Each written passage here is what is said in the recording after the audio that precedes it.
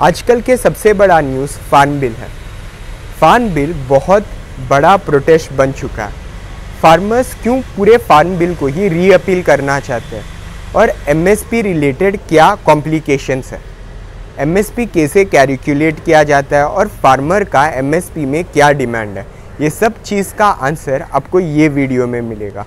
मैं पहले ही बता रहा हूँ, एपीएमसी, स्वामीनाथन कमीशन, सीएसीपी के ऊपर आपको अगर वीडियो चाहिए तो कमेंट में बताइए, आगे के पार्ट्स में भी उनके बारे में वीडियो बनेगा। और अब के लिए हम एमएसपी के ऊपर ज़्यादा फोकस करने वाले हैं। मैं हूं अक्षय और आप देख रहे हैं नेशनल इन्फो क्रिप्टो, और आज हम बात करने वाले हैं फार्मर्स डिमांड ऑन एमएसपी। तो लेट्स गेट स्टार्टेड। दिल्ली में फार्मर्स की प्रोटेस्ट हो रही है। फार्मर्स दिल्ली के हाईवे को ब्लॉक कर रहे हैं और गवर्नमेंट के ऊपर प्रोटेस्ट कर रहे हैं। एक्चुअली फार्मर्स का पहला डिमांड ये था कि एमएसपी को स्टैट्यूटरी रिकॉग्निशन मिलना चाहिए, मतलब रिटर्न रिकॉग्निशन, ये फार्म बिल लॉ में। पर बाद में फार्मर्स पूरे लॉ को ही रीअपील करने का मांग किए और दूसरा बड़ा डिमांड ये किया कि एमएसपी को कानूनी दर्जा मिलना चाहिए। एमएसपी हर क्रॉप में अप्लाई नहीं होता, वो सिर्फ थोड़े क्रॉप्स में अप्लाई होता है। इंडिया के हिसाब से ओनली 23 क्रॉप्स को एक्चुअली एमएसपी मिलता है। पर अगर गवर्नमेंट ने एमएसपी को कंप्लीट तरीके से एक लॉ बना दिया, बहुत सारे जो क्रॉप्स है जिसके ऊपर अब तक एमएसपी नहीं लगी, उसमें भी एमएसपी लगाना पड़ेगा। एमएसपी का ज़्यादा डिमांड पंजाब और हरियाणा में है, क्योंकि पंजाब और हरियाणा में पैडी और वीट को ज़्यादा ग्रो किए जाते हैं। पंजाब और हरियाणा में पैडी और वीट को इतना ज़्यादा ग्रो किया गया कि 2 साल तक हमें वहाँ राइस और वीट की शॉर्टेज नहीं रहेगी। अगर गवर्नमेंट एमएसपी को एक लॉ बना दिया या एमएसपी को एक गवर्नमेंट रिकॉग्निशन दे दिया, तो गवर्नमेंट को ये जो एक्सेस अमाउंट ऑफ पैडी और वीट है उसको भी एमएसपी में खरीदना पड़ेगा, और फार्मर कभी भी जाके कोर्ट में ये डिमांड कर सकता है कि गवर्नमेंट ये प्रोडक्ट एमएसपी के हिसाब से नहीं खरीद रही है। तो वो गवर्नमेंट के लिए भी प्रॉब्लम होगा और फार्मर के लिए थोड़ा बहुत बेनिफिशियल होगा, पर हमारा जो वीट और राइस का प्रोडक्ट्स है वो एक्सेस में आ जाएगा और वो वेस्ट भी हो सकता है। मांग एमएसपी के बारे में यही नहीं था, मांग ये भी था कि स्वामीनाथन रिपोर्ट के हिसाब से एमएसपी का कैलकुलेशन होना चाहिए। तो इसको समझने के लिए पहले हमें ये जानना चाहिए कि एमएसपी को कैलकुलेट कैसे किया जाता है और सीएसीपी और स्वामीनाथन रिपोर्ट में क्या फ़र्क है एमएसपी कैलकुलेशन के हिसाब से।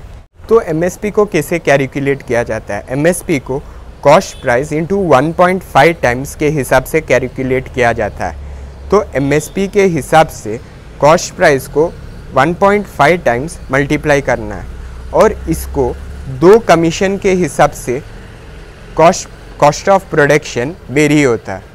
उसमें स्वामीनाथन कमीशन के हिसाब से फैक्टर्स अलग है और सीएसीपी के कमीशन के हिसाब से फैक्टर्स अलग है। और जो हमारा गवर्नमेंट, अब का गवर्नमेंट है, वो सीएसीपी कमीशन को फॉलो करता है, जिसमें 23 क्रॉप्स को ही एमएसपी में इम्पोर्टेंस दिया जाता है, जिसमें 14 क्रॉप्स राबी का है, 6 क्रॉप्स कारिफ्स का है और बाकी का जो क्रॉप है वो शुगर केन कोपरा है। और एमएसपी सीएसीपी के कमीशन के हिसाब से ही डिसाइड किया जाता है। तो जैसे मैंने बोला, MSP 1.5 times of cost of production होता है और cost of production Swaminathan commission और सीएसीपी कमीशन में वेरी होता है। तो ये वेरिएशन क्या है, उसको अगर मैं डिटेल में बोलूँ तो लोगों को बहुत ज़्यादा कंफ्यूजन होगी या वो बहुत सारा कॉम्प्लिकेशंस भी लाएगा। तो मैं सिंपल फॉर्म में बोलता हूँ। सीएसीपी में ग्राउंड रिसर्च, एग्रीकल्चर में फील्ड में जाके कितना खेती ग्रो हो रहा है, कितना फार्मर इंसेंटिव है, वो सब कैलकुलेट किया नहीं जाता है। यहाँ बहुत डायरेक्ट तरीके से एक्सपर्ट से बात किया जाता है और एक्सपर्ट्स के हिसाब से जो मार्केट प्राइस है उसको डिसाइड किया जाता है। और स्वामीनाथन कमीशन में ऑन फील्ड ग्राउंड रिसर्च होता है और वहाँ ग्राउंड लेवल बेसिस में एमएसपी का डिसीजन लिया जाता है।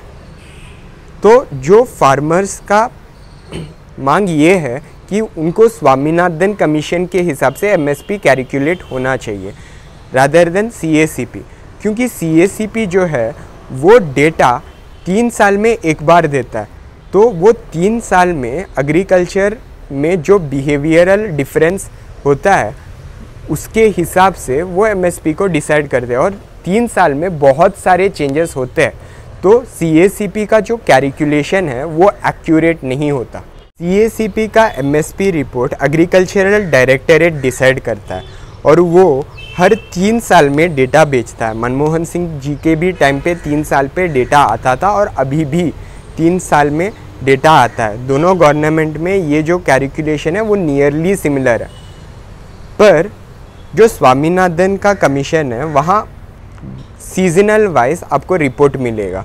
Agriculture directorate nearly 2 to 3 years अपना डेटा देने में लैग करती है। तो ये एमएसपी पे सबसे बड़ा प्रॉब्लम हो रही है और फार्मर्स एमएसपी को स्वामीनाथन कमीशन के हिसाब से कैलकुलेशन इसीलिए डिमांड कर रहे हैं। तो मेरे हिसाब से ये पूरा मैटर में क्या करना चाहिए, तो सीएसीपी का जो मॉडल है उसको स्वामीनाथन कमीशन के हिसाब से रिप्लेस थोड़े जगह पे करना पड़ेगा। थोड़े रूल्स स्वामीनाथन कमीशन से गवर्नमेंट को लेना पड़ेगा।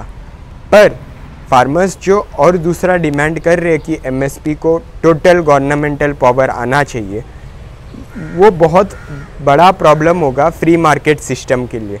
हमारा जो इंडिया है वहाँ फ्री मार्केट सिस्टम भी आना चाहिए। गवर्नमेंट ने ये कहीं नहीं बोला कि वो एमएसपी को कम्प्लीटली निकालने वाले हैं, एमएसपी रहेगी।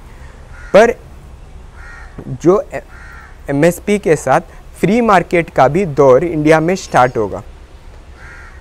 और जो एमएसपी में दूसरा रिफॉर्म पूछा गया था, स्वामीनाथन रिपोर्ट के हिसाब से कैलकुलेशन करना चाहिए, उसके बारे में गवर्नमेंट को सोचना चाहिए और उनको भी एमएसपी के ऊपर ये रिफॉर्म लाना चाहिए। फार्मर्स पूरे फार्म बिल को रीअपील करने की मांग करना वो थोड़ा बहुत गलत होता है, क्योंकि फ्री मार्केट सिस्टम को भी हमें इम्पोर्टेंस देना चाहिए। और अब आगे के वीडियो में आपको एपीएमसी एक्ट, स्वामीनाथन रिपोर्ट और सीएसीपी रिपोर्ट के बारे में डिटेल तरीके से चाहिए तो कमेंट सेक्शन पे बता सकते हैं। और हाँ, जहाँ भी घूमते हो मास्क पहन के घूमो। Stay safe, respect India. जय हिंद।